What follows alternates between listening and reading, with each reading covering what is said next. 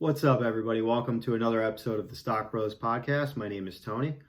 Today, we're going to talk about ETFs. What is an ETF?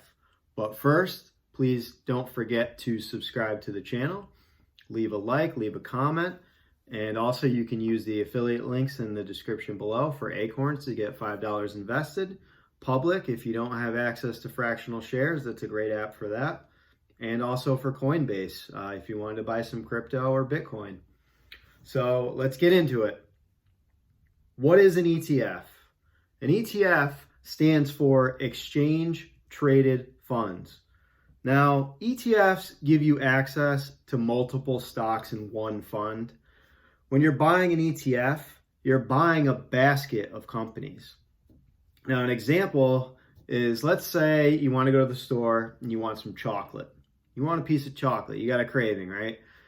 So you go to the store, you go down the aisle where the chocolates are, and you see you can pick out a Snickers bar. You can pick out that one chocolate bar. That's one stock. Think of that Snickers bar as one stock. Or you can buy a box of assorted chocolates that have dozens of chocolates in them, and you can get a Snickers bar, Reese's, M&M's, whatever. And this is an example of an ETF, right? The Snickers bar is a stock. You're buying just this very particular one item. And the ETF is the assorted chocolates, where you're buying a basket of items. Now, that's the best way I can help explain what an ETF is. And let's talk about, to really understand what an ETF is, we have to talk about the origins of an ETF. So they were first developed in the 1990s as a way for individual investors to have access to passive income in indexed funds. Passive income is I like to call it the forget it, or the set it and forget it approach. Now, ETFs are passively managed. They're managed quarterly, semi-annually, annually.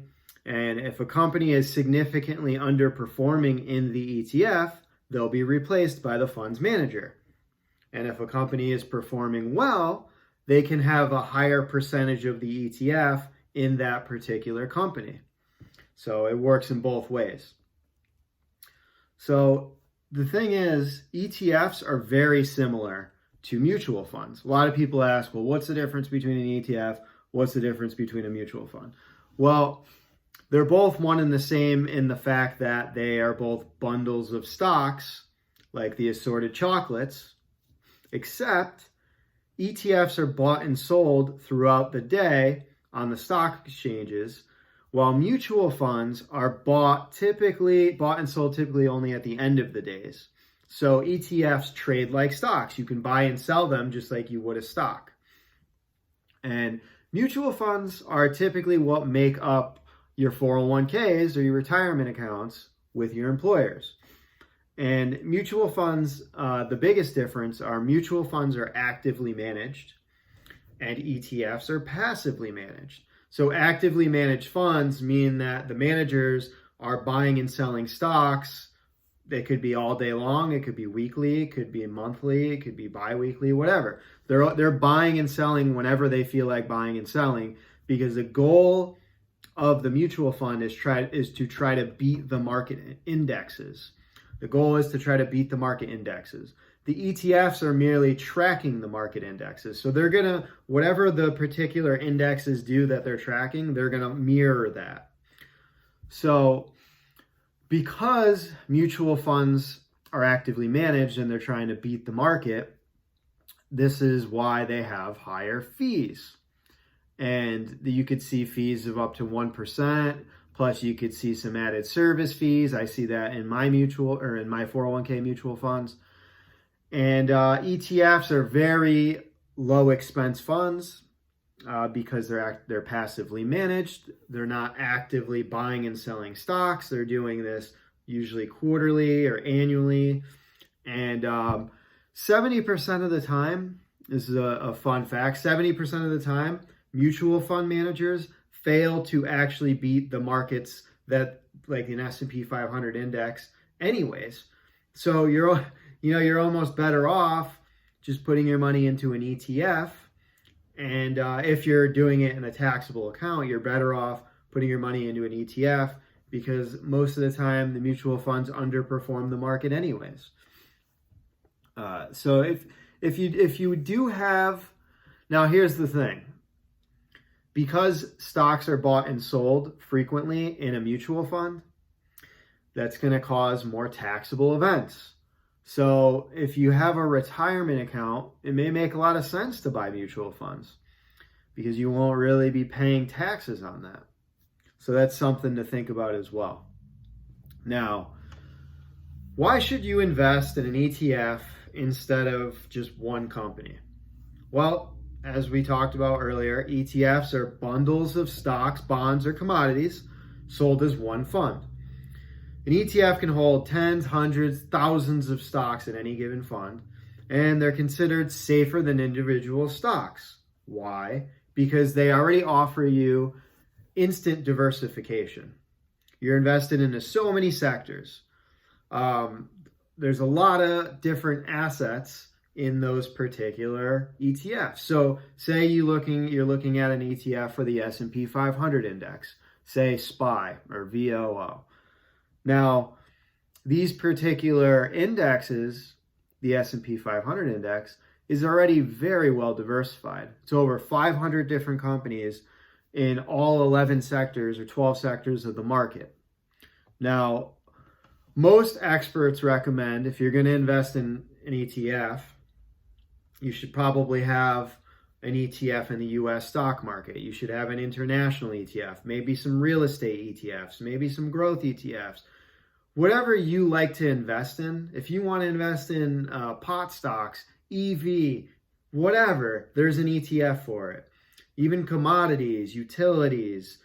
So you have a lot of options. You're not limited to what you can invest in. Now, when buying an ETF, a lot of people ask, what should I look for when I'm buying an ETF? Well, one is an expense ratio. Typically, so a fund like VOO, the expense ratio is 0.03. This means that you're going to pay $3 for every $10,000 you have invested annually. I don't know, that's a really, really low price to pay for the comfort of not having to manage my portfolio. So for me, it's a no-brainer. It's a no-brainer. But now there are some more expensive ETFs out there. I know ARK is a popular one right now. And some of the ARK ETFs charge 1%. And, that could get pricey if you have a lot of money invested in these funds. So that's one thing to look at. Another thing that I look for is the companies that make up the top 10 holdings in these ETFs. This is important because the top 10 holdings are usually the most heavily weighted holdings in the fund. So you want to make sure they have good funds and companies that you feel good about. The other thing is you're going to want to look at some historical returns. Now, obviously, historical returns aren't indicative of the future returns, but it's a good tool to look at. Now, volume traded is another one. You want to make sure there's enough people buying and selling these ETFs. You may not want to invest in an ETF that only has 10,000 units being sold or bought throughout the day, because of that, a volume low like that could make it hard for you to get out of the fund quick, so it's not as liquid as, say, something that has over 100,000. So it's something to look for when you're investing in ETFs. And last but not least, I would say the credibility. You want to invest in ETFs that are from companies that are well respected, that have a reputation. I like to use Vanguard, Charles Schwab, BlackRock. There's a lot of really great ones out there. And if you want to find a lot of this information, a great source I would recommend is go to ETF.com. Excellent source. They rank the ETFs, they do extensive reviews on them, and it's a fantastic website. So like I said earlier, and this will be the last thing I'll touch on, is what are the different types of ETFs you can invest in? Well, you can have one for dividends. You could have one for growth. You could have one that tracks the S&P 500. You could have one that tracks the NASDAQ, the Dow Jones, international, bonds, commodities, clean energy, EV, tech, consumer staples, cannabis. I mean, there's so many different options out there, and it's just anything you want to invest in or anything that you're interested in, you can find it in an ETF. So that just about wraps up the ETF episode that I have for you today. If there's anything that I didn't cover that you would like to hear, just leave a comment and let me know, and I'll try to get back to you as soon as I can. And lastly, please don't forget to subscribe and use our links below. Don't wait to start investing. You can invest with Acorns, you can invest with Public, and you could buy some crypto on Coinbase. I would say be careful with cryptocurrencies. They are much more risky. And, and as always, you should also do your own research. Don't just take my word for it, and don't just buy what I say to buy. Always do your own research as well.